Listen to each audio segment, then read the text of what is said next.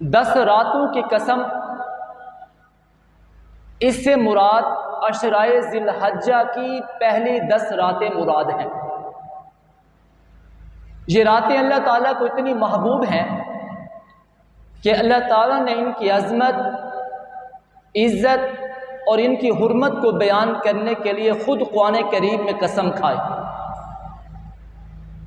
فرمان رسول اللہ صلی اللہ علیہ وسلم میں اللہ کے نبی نے ان 10 راتوں کی عظمت کا اظہار یوں فرمایا، فرمایا ہر رات عبادت کرنا شب قدر میں عبادت کرنے کے برابر ہے۔ اور سرکار دو عالم صلی اللہ علیہ وسلم کا ارشاد مبارک ہے، ہر رات عبادت کرنا شب قدر میں عبادت کرنے کے برابر ہے۔ اور شب قدر 1000 مہینوں سے بہتر شب، تو اللہ رب العزت نے ہمیں مزید اور ایسی 10 راتیں عطا فرمائی جن کا اجر و ثواب شب قدر میں عبادت کرنے کے برابر ہے۔ اور اللہ رب العزت نے ان 10 دنوں کو بھی بڑی عظمت عطا فرما رکھی ہے۔ سرکار دو عالم صلی اللہ علیہ وسلم ارشاد فرماتے ہیں، اللہ رب العزت کو دنوں میں محبوب دن ذی الحج کے پہلے 10 دن ہیں۔ یہ اللہ تعالیٰ کو انتہائی محبوب دن ہیں، اور ان دنوں میں جو بھی عمل کیا جاتا ہے وہ اللہ کو محبوب ہوتا ہے۔ قرآن کریم کی تلاوت، ذکر، فکر، اذکار، تسبیحات، عبادات سب اللہ رب العزت کو محبوب ہوتی ہیں۔ سرکار دو عالم صلی اللہ علیہ وسلم نے ارشاد فرمایا، ان 9 دنوں میں روزہ رکھنے کا ثواب، ایک روزہ رکھنے کا ثواب 1 سال کے روزوں کے برابر ہے۔ جو آدمی ان دنوں میں ایک روزہ رکھے گا، ایک روزے کا ثواب اللہ رب العزت 1 سال کے روزوں کے برابر عطا فرمائیں گے۔ اور پھر سرکار دو عالم صلی اللہ علیہ وسلم نے ارشاد فرمایا، جو عرفہ کے دن روزہ رکھے، یعنی 9 ذی الحج کو روزہ رکھے، اللہ رب العزت سے امید کرتا ہوں اللہ رب العزت اس کے 1 سال پہلے کے گناہ معاف اور 1 سال آئندہ کے گناہ معاف فرما دیں گے۔ علماء نے لکھا، اس حدیث مبارکہ میں اللہ کے محبوب پیغمبر یہ ارشاد فرمانا چاہتے ہیں، جو 9 ذی الحجہ کا روزہ رکھے گا 1 سال پہلے کے گناہ بھی معاف ہو جائیں گے اور 1 سال آئندہ کے گناہ بھی معاف ہو جائیں گے۔ مطلب اللہ اس پر اگلے سال میں موت کو طاری نہیں کریں گے۔ جو شخص یہ چاہتا ہے کہ میری زندگی کا 1 سال اور بڑھ جائے، وہ 9 ذی الحجہ کا روزہ رکھے۔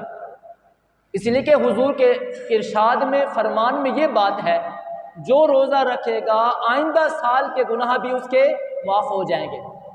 معلوم ہوا اللہ رب العزت آئندہ سال کی زندگی بھی عطا فرما دیں گے۔ تو دیکھیں اس روزے کی کتنی بڑی فضیلت ظاہر ہوئی۔ سال آئندہ کے گناہ بھی معاف، سال پچھلے کے گناہ بھی معاف، اور یہ دن اللہ تعالیٰ کو اتنا محبوب ہے، جب حاجی عرفات کے میدان میں جمع ہوتے ہیں اور 9 ذی الحجہ کا دن ہوتا ہے، عرفہ کا دن ہوتا ہے، اللہ رب العزت پہلے آسمان پر تشریف لاتے ہیں اور فرشتوں کے سامنے کہتے ہیں، میرے فرشتوں مجھے اپنے ان بندوں پر فخر ہے جن کے بال پراگندہ ہیں، جن کا بدن میلا کچیلا ہے، جن کے کپڑے میلے کچیلے ہیں، اور وہ میری سامنے آہو بکا کر رہے ہیں، رو رہے ہیں، فریاد کر رہے ہیں۔ میرے ان بندوں کو کہہ دو، اگر تمہارے گناہ ریت کے ذروں کے برابر ہوں، اگر تمہارے گناہ درختوں کے پتوں کے برابر ہوں، اگر تمہارے گناہ درختوں کے پتوں کے برابر ہوں، اگر تمہارے گناہ پانی کے قطروں کے برابر ہوں۔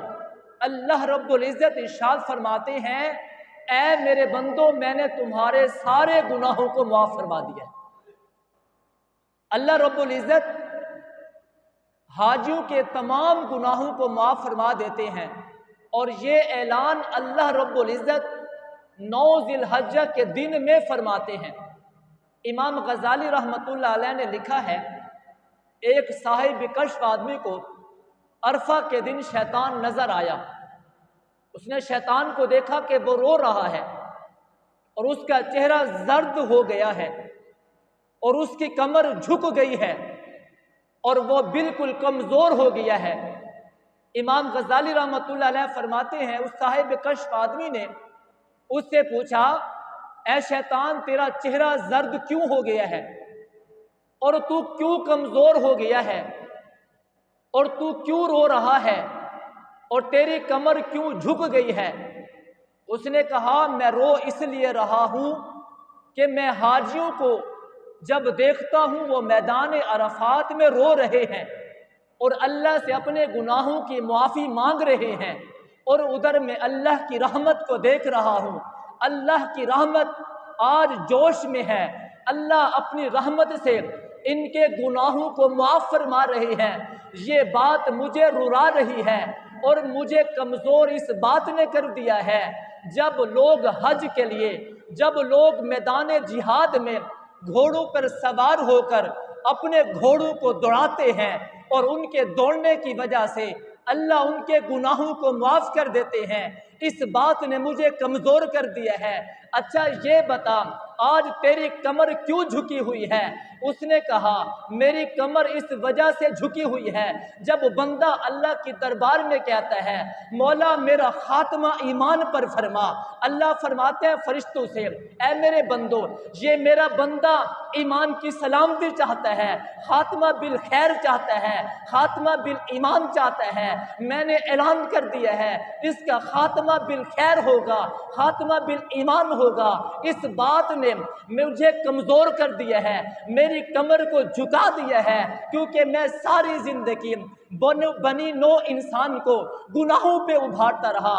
میری چاہت اور تمنا یہ تھی بندے جب دنیا سے جائیں بغیر ایمان کے جائیں، لیکن ان کو اپنے ایمان کی اتنی فکر ہے کہ اللہ رب العزت کے وقت ہر وقت یہ دعا مانگتے رہتے ہیں مولا میرا خاتمہ ایمان پر فرما۔ اس بات نے مجھے بوڑھا کر دیا ہے، اس بات نے میری کمر کو جھکا دیا۔ شیطان اتنا واویلا کبھی نہیں کرتا جتنا عرفہ کے دن واویلا کرتا ہے۔ شیطان اتنا کبھی نہیں روتا جتنا عرفہ کے دن روتا ہے۔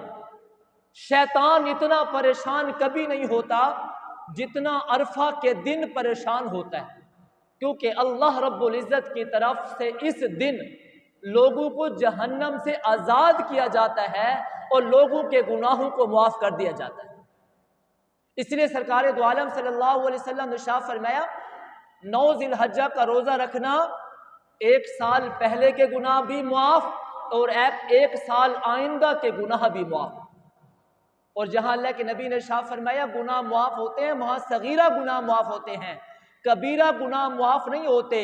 اللہ کے نبی نے ارشاد فرمایا وضو کرو، وضو کرنے سے صغیرہ گناہ معاف ہوتے ہیں۔ اللہ کے نبی نے ارشاد فرمایا جب بندہ مسجد کی طرف چلتا ہے ہر قدم پر گناہ معاف ہوتے ہیں، مطلب صغیرہ گناہ معاف ہوتے ہیں۔ جب ہم نیکی کے کام کرتے ہیں گناہ معاف ہوتے ہیں، مطلب صغیرہ گناہ معاف ہوتے ہیں۔ کبیرہ گناہ بغیر توبہ کے معاف نہیں ہوتے، اور توبہ کے ساتھ بھی وہ گناہ معاف ہوتے ہیں جس گناہ کا تعلق، جس حق کا تعلق اللہ کی ذات کے ساتھ ہو، اللہ اپنے حق معاف کر دیتے ہیں۔ ہر جس چیز کا تعلق بندوں کے حقوق کے ساتھ ہو وہ بھی توبہ کے ساتھ معاف نہیں ہوتے جب تک کہ صاحب کا حق ادا نہ کیا جائے، حق ادا کر دیا جائے تب معاف ہو جاتا ہے، یا صاحب سے معافی مانگی جائے، معافی مانگنے سے اور وہ معاف کر دے اللہ رب العزت بھی بندوں کے گناہوں کو معاف کر دیتے۔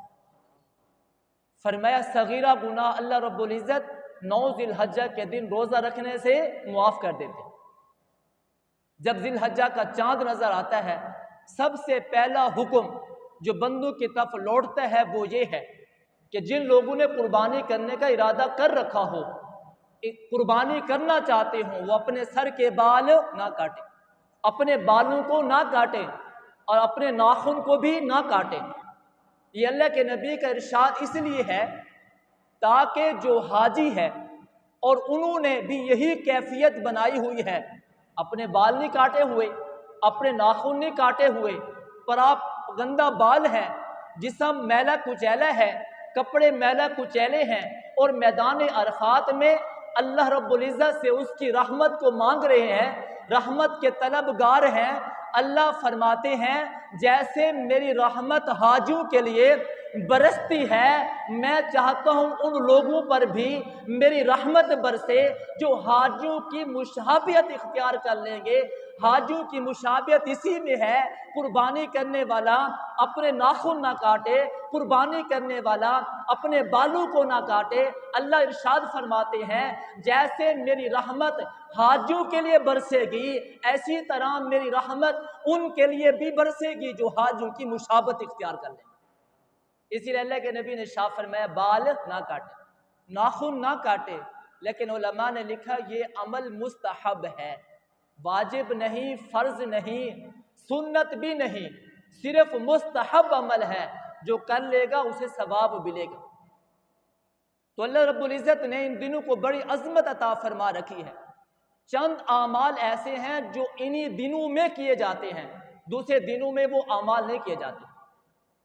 جب 9 ذی الحجہ کا دن شروع ہوتا ہے، اللہ کی طرف سے حکم ہوتا ہے میرے بندو اب 9 ذی الحجہ سے لے کر 13 ذی الحجہ کی عصر کی نماز تک ہر نماز کے بعد تم نے تکبیر تشریق پڑھنی ہے، اللہ اکبر اللہ اکبر لا الہ الا اللہ واللہ اکبر اللہ اکبر وللہ الحمد۔ فرمایا یہ ایام تشریق ہیں، اب ہر زبان پر جس نے فرض نماز پڑھ لی ہے سلام پھیرتے ہی اس کی زبان پر یہ تکبیر جاری ہونی چاہیے۔ علماء نے لکھا یہ تکبیر کہنا واجب ہے، یہ تکبیر کہنا واجب ہے۔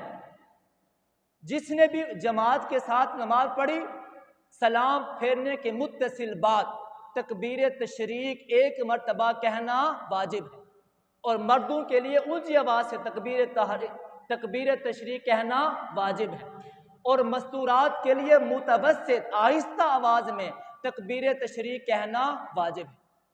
یہ عمل بھی صرف ذی الحجہ کے ساتھ خاص ہے اور کسی دن کے ساتھ خاص نہیں ہے۔ ایک اور عمل جو اہم عمل ہے اور وہ حج کا عمل ہے۔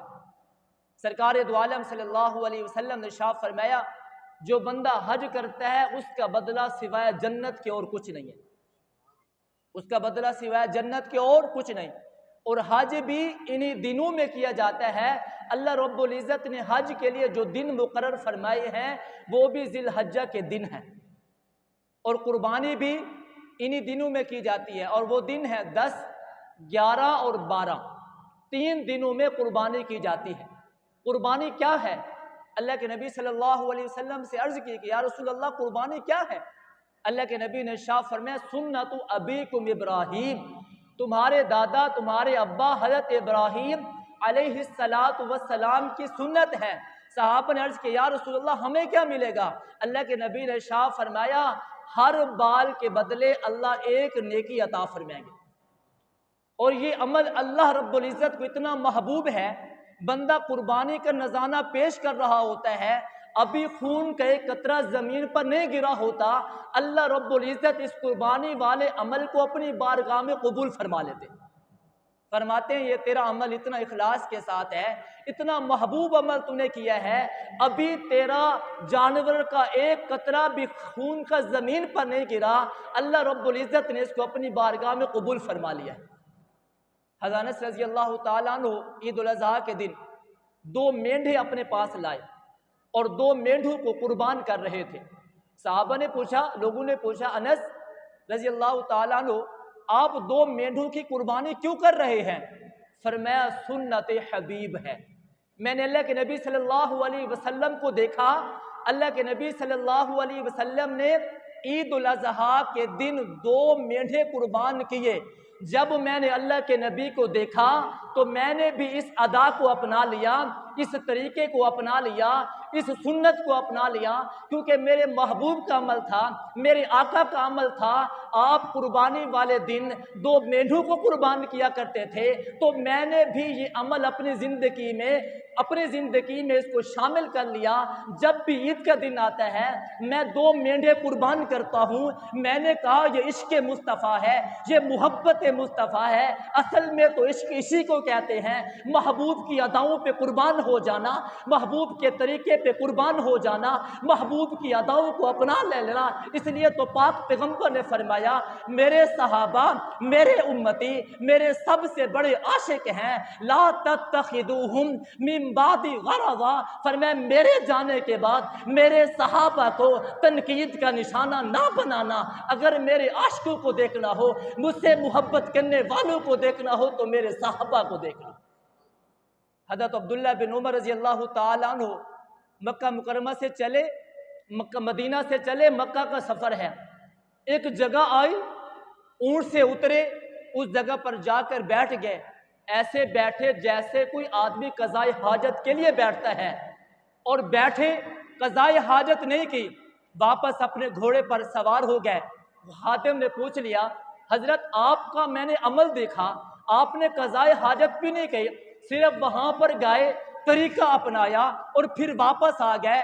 حضرت عبداللہ بن عمر نے فرمایا کیا بتاؤں، ایک دن میں اللہ کے نبی کے ساتھ اسی طرح تھا، سواری پہ سوار تھا، آقا یہاں پر اترے، آقا نے قضائے حاجت کی، کیونکہ ایک دن سرکار دو عالم صلی اللہ علیہ وسلم یہاں پر بیٹھے تھے۔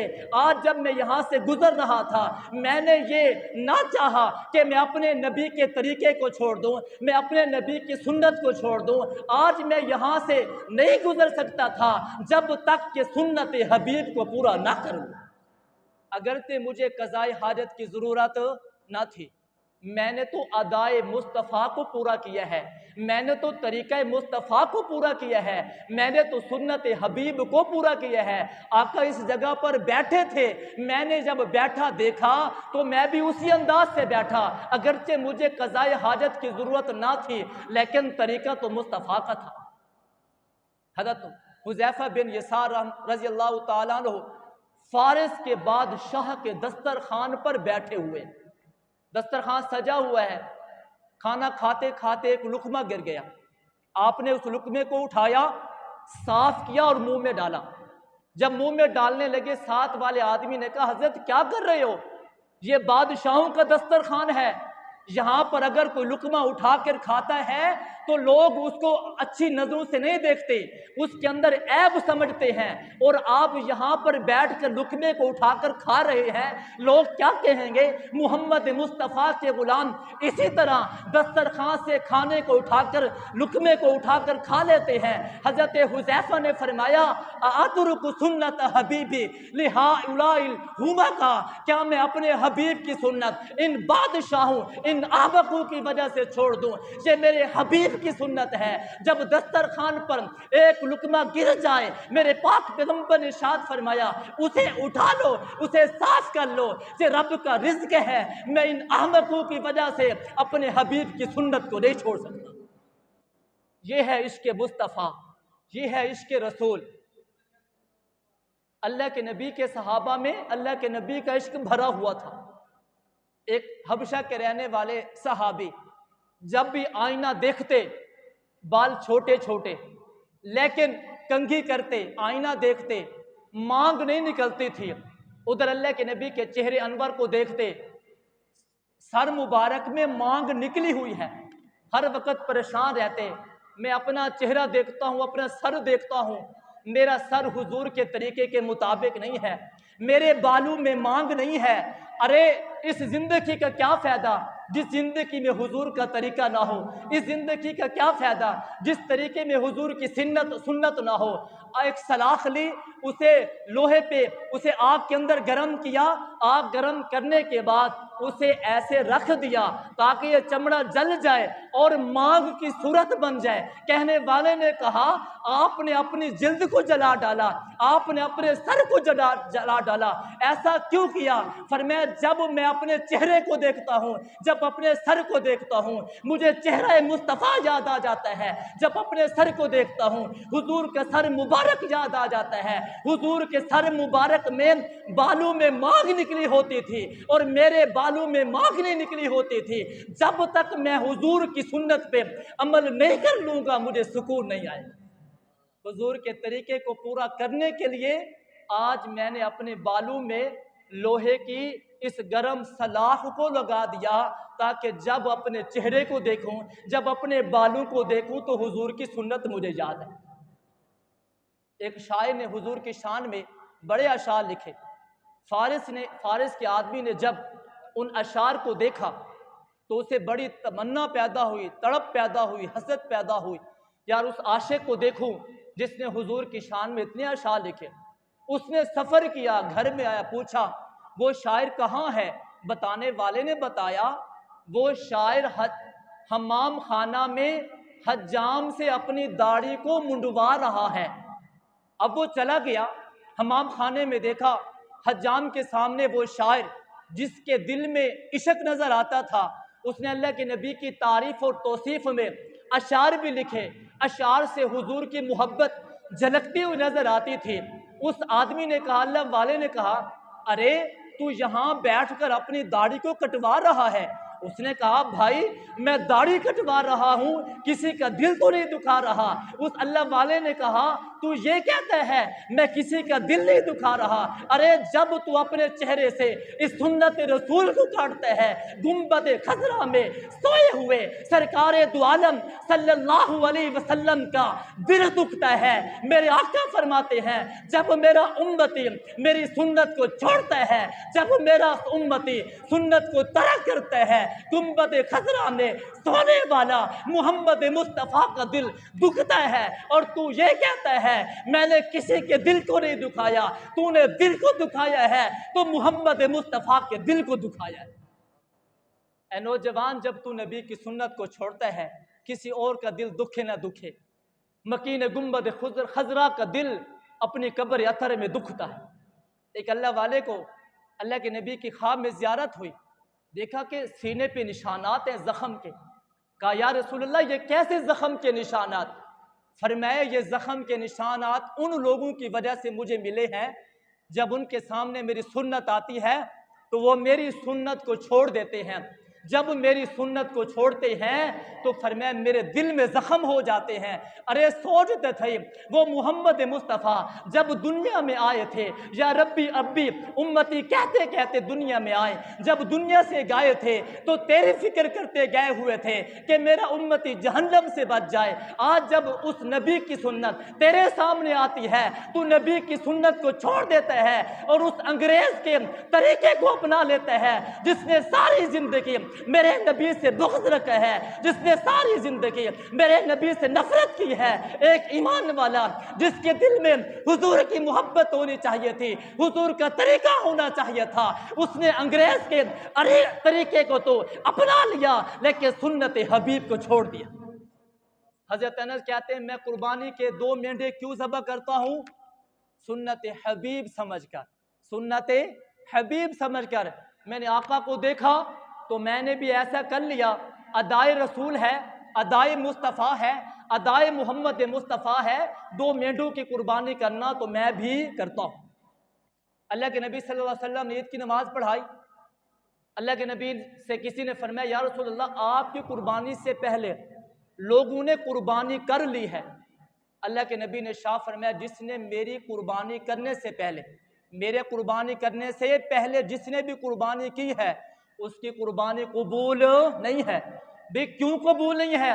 اللہ کے رسول اس نے تو قربانی کی ہے۔ فرمایا طریقہ مصطفیٰ کا نہیں ہے، ادا مصطفیٰ کی نہیں ہے، چاہے وہ 1,00,000 مرتبہ قربانی کر لے، 1,00,000 جانور ذبح کر لے، جب تک طریقہ مصطفیٰ کا نہیں ہوگا اللہ کے دربار میں وہ عمل بھی قبول نہیں ہوگا۔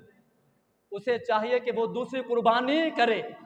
تو آج کہنا چاہتا ہوں جس کی زندگی میں حضور کا طریقہ نہیں، اسے چاہیے وہ دوبارہ عمل کرے، اس لیے کہ جب تک طریقے پر مہر مصطفیٰ نہیں لگی ہوگی، سنت مصطفیٰ کی مہر نہیں لگی ہوگی، اللہ کی بارگاہ میں بھی وہ عمل قبول نہیں ہوگا۔ حضرت انس رضی اللہ تعالیٰ فرماتے ہیں میں اس لیے 2 قربانیاں کرتا ہوں کیونکہ میں نے حضور کو دیکھا۔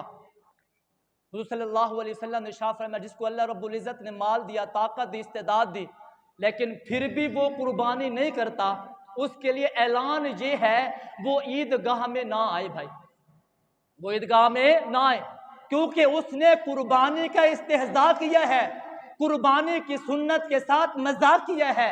جو نبی کی سنت کے ساتھ مذاق کرے وہ نبی کے اس راستے پہ نہیں آ سکتا جو نبی کا راستہ ہے، جو ایمان والوں کا راستہ ہے۔ ارے ایمان والوں کا راستہ اور نبی کا راستہ یا تو مساجد ہیں یا پھر عیدگاہیں ہیں۔ فرمایا جس کی زندگی میں طریقہ مصطفیٰ نہیں ہے، ادائے مصطفیٰ نہیں ہے، وہ ہماری عیدگاہ میں نہ آئے، کیونکہ عیدگاہ میں وہ آئے گا جس کے پاس طریقہ مصطفیٰ ہوگا، جس کے پاس طریقہ مصطفیٰ ہوگا۔ دعا کریں اللہ رب العزت سے، اللہ رب العزت ہم سب کو حضور کی اداؤں کے ساتھ، حضور کی سنتوں کے ساتھ محبت کرنے کی توفیق عطا فرمائے۔